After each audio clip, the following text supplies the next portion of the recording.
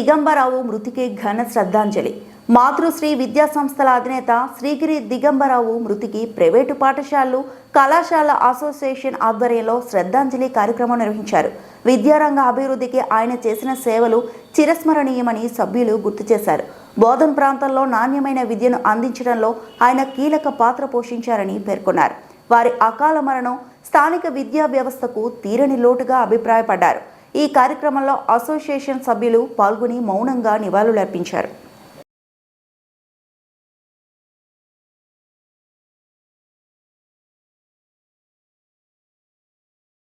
private పాఠశాలల, కళాశాలల association సభ్యులు దివంగత నేత